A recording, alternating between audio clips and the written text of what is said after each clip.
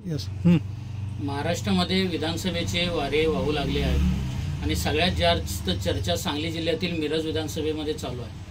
हे यांचं उमेदवार असेल ते त्यांचं उमेदवार असेल, माननीय पालकमंत्री यांचे मागील शिवसहायक आता त्यांच्या विरोधातले उमेदवार असतील, असं सगळीकडे चर्चा चालू आहे। आणि या चर्चामध्ये पत्रकार परिषद व्हायला लागले, जेवण व्हायला लागले।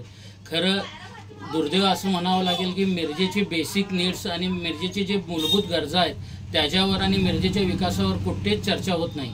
मी मिरज सुधार समितीच्या माध्यमातून जे मतदारसंघामध्ये इच्छुक आहेत त्यांना आवाहन करतो की त्यांनी मिरजमध्ये किसान चौकामध्ये एका स्टेजवर यावं, त्यांचं मिरजेमध्ये काय विजन आहे आणि पुढे काय त्यांनी विकास करणार आहेत।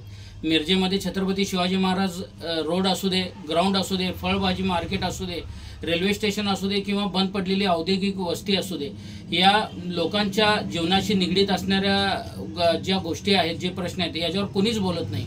आम्ही याचा प्रचार करू, आम्ही त्याचा प्रचार करू। तर मिरज सुधार समितीची मागणी अशी आहे की तुमचं मिरजेचं विजन काय आहे, तुमची ब्ल्यूप्रिंट काय आहे, ते एका स्टेजवर या, आपलं विजन माना आणि खरोखर मिरजेच्या लोकांना विकास दिसू देत। विकास झाले अशी चर्चा असताना मिरजेच्या सामान्य नागरिकांना मिरजेमध्ये तरी काही विकास दिसत नाही। मी सुधार समितीच्या माध्यमातून सर्वांना हीच विनंती करतो की तुम्ही निवडून या। खरं निवडून येत असताना मिरजकरांच्या मूलभूत गरजा कसे पूर्ण होतील आणि मिरजकर नागरिक खरोखर विकास कसं बघेल, हे सर्व इच्छुक उमेदवारांना आमचं आव्हान आहे।